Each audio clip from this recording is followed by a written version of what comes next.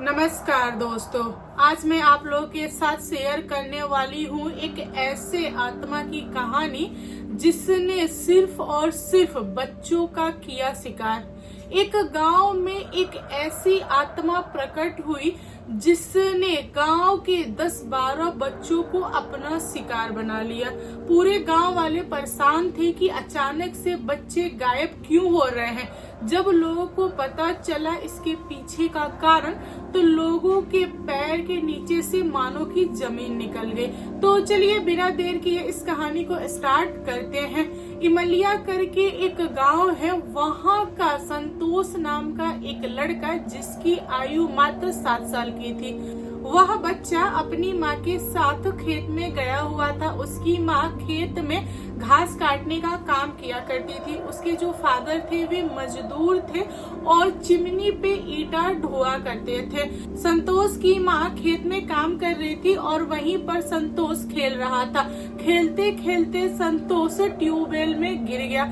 संतोष की माँ ने ध्यान नहीं दिया। जब उन्होंने देखा कि उनका बेटा दिखाई नहीं दे रहा है, फिर वह चारों तरफ ढूंढने लगी, लेकिन उनको उनका बेटा नहीं मिला। उनका रोना गाना वगैरह स्टार्ट हो गया। गांव के बहुत सारे लोग इकट्ठा हो गए और लोगों ने छानबीन वगैरह किया। तब जाके पता चला कि जो ट्यूबवेल था उस खेत से थोड़ी दूरी पे वहां पर संतोष गिरा हुआ है, यानी कि ट्यूबवेल के अंदर संतोष फंसा हुआ है।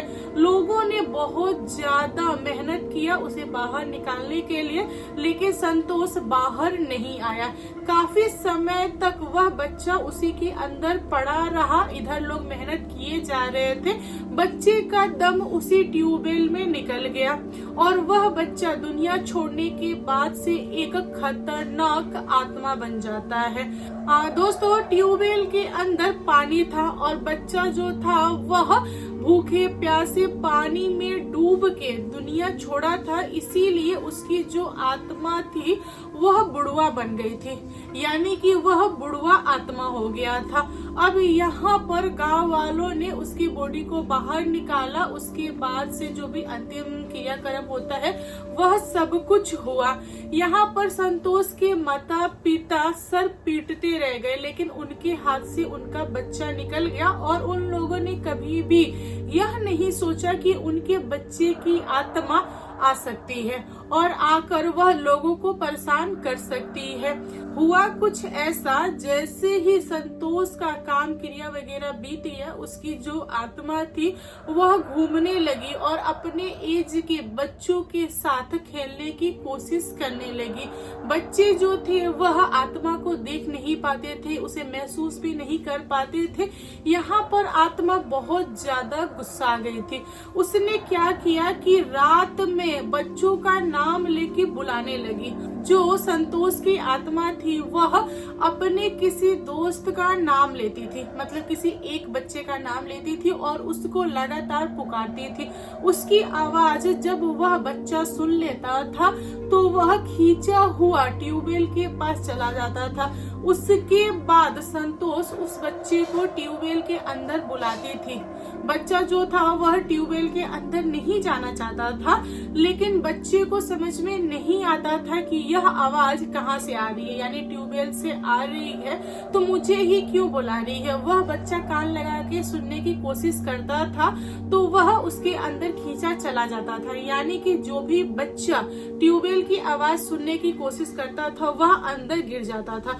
उसके बाद होना क्या था, जो संतोष की आत्मा थी वह ट्यूबवेल के अंदर थी, वह बच्चे को मार देती थी। संतोष की आत्मा ने लगातार 10-12 दिनों तक 10-12 बच्चे को बुलाया आवाज देके और उस ट्यूबवेल के अंदर बुला के उसे मार डाला। इस तरह से गांव के लोग बहुत ज्यादा डर गए। गांव वालों को नहीं समझ रहा था कि अचानक से बच्चे कैसे गायब हो रहे हैं। मतलब एक बच्चा गायब हुआ, 2 गायब हुआ तो लोगों को लगा कि कोई किडनैप कर रहा है, लेकिन हर रात में मतलब बच्चे गायब हो रहे हैं। 10-12 बच्चे गायब हो गए हैं और जितने भी बच्चे बचे हुए हैं उनके माता पिता उनकी देखभाल करते थे। रात में उनको अकेला नहीं छोड़ते थे, पूरी रात जगते थे। फिर भी लोगों को पता नहीं चल पाता था। फिर उस गांव में एक बुजुर्ग इंसान था, उसने गांव वालों को बताया कि देखो भाई, मुझे तो ऐसा लग रहा है कि हमारे गांव के ऊपर किसी दुष्ट आत्मा की नजर है, वही सब कुछ कर रहा है, तो क्यों ना तुम लोग किसी तांत्रिक को बुला के अपना गांव दिखा देते। लोगों ने स्टार्टिंग में इस चीज को नकार दिया था, लेकिन आगे चलकर हार कर लोगों ने तांत्रिक बुलाया। जब तांत्रिक पहुंचा गांव में तो उसने पाया कि हाँ, उस गांव में आत्मा है और वह आत्मा बहुत ज्यादा जिद्दी है।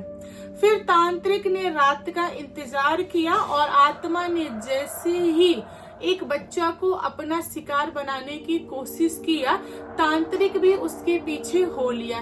जब बच्चा ट्यूबवेल के पास पहुंचा और उसने भी सुनने की कोशिश किया, तब तांत्रिक ने देखा कि ट्यूबवेल के अंदर एक आत्मा है और वही बच्चे को खींच रही है। तो तांत्रिक ने अपनी शक्तियों से उस बच्चे को बचाया। जब तांत्रिक ने ट्यूबवेल वाली आत्मा से बात किया, तब जाके उसको समझा कि वह आत्मा संतोष की आत्मा है। फिर तांत्रिक ने पूरे गांव वालों को बताया संतोष की आत्मा के बारे में। यहाँ पर गांव वाले सर पीट रहे थे। उन लोगों ने तांत्रिक को बताया कि देखो तांत्रिक, हम लोगों ने बहुत कोशिश किया लेकिन वह बच्चा नहीं बच पाया, इसमें हमारी क्या गलती है और इन सारे बच्चे को वह आत्मा मार रही है, यह उचित नहीं है। यहाँ पे तांत्रिक ने आत्मा को बहुत समझाने की कोशिश किया, लेकिन संतोष की आत्मा मानी नहीं।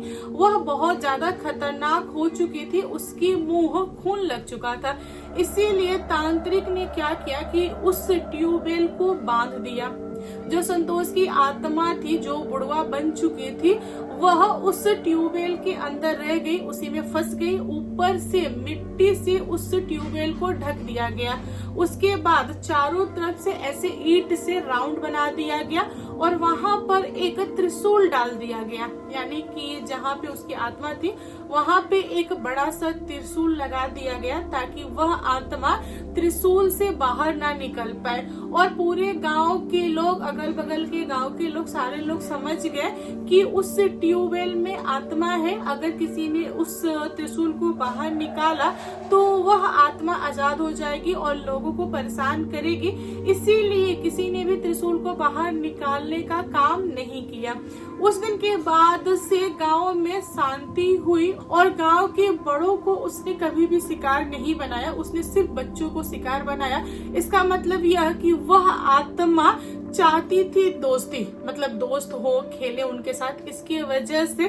तो दोस्तों, आप लोग बताओ आज की भूतिया कहानी कैसी लगी। कहानी पसंद आया हो तो प्लीज लाइक एंड शेयर कीजिएगा और मेरे चैनल पे न्यू आए हो तो चैनल को सब्सक्राइब करना। Thank you, bye.